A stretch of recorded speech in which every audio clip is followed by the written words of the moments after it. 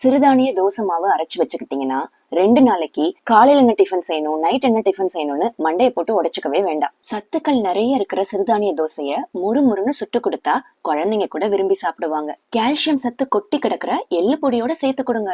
எந்த சிறுதானியத்தை வச்சு மாவு அரைச்சாலும் ஒரு கை முழு ராகியோ இல்ல ராகி மாவையோ சேர்த்து அரைச்சு பாருங்க. நிறம், மனம், சுவை, சத்துன்னு எல்லாமே அதிகரிச்சிரும். கிரைண்டர் கழுவ கஷ்டமா இருந்தா மிக்சிலேயே சுலபமா அரைச்சிடலாம். மேல் தோல் நீக்காத முழு சிறுதானியத்துல கொஞ்சம் கசப்பு இருக்கும். அதனால எப்பயுமே சிறுதானிய தோசைக்கு வெந்தயம் சேர்க்காம அரைக்கிறது நல்லது. சிறுதானிய தோசைக்கு நெய் ஊத்தி சுட்டா இன்னும் சுவையா இருக்கும். சாம்பார், மல்லி, புதினா சட்னி, தக்காளி சட்னி, கதம்ப சட்னின்னு எல்லாமே நல்லா இருக்கும். என் குழந்தைங்களுக்கு வேர்க்கடலை சட்னியோட சாப்பிட ரொம்ப பிடிக்கும். அவசரமான காலை வேலையில சிறுதானிய தோசை மேல 2 முட்டைய போட்டு எள்ளு பொடியை வச்சு சாப்பிட்டா போதும். சத்தான சாப்பாடு சட்டுன்னு ரெடி. இந்த மாவுல தோசை மட்டும் இல்ல, பந்து பந்தா பணியாரமும் சுடலாம். சிறுதானிய தோசை, எள்ளு பொடி 2 வீடியோவுமே ஏற்கனவே நம்ம சேனல்ல இருக்கு. அதோட லிங்க் கீழே ஃபர்ஸ்ட் கமெண்ட்ல கொடுத்திருக்கேன்.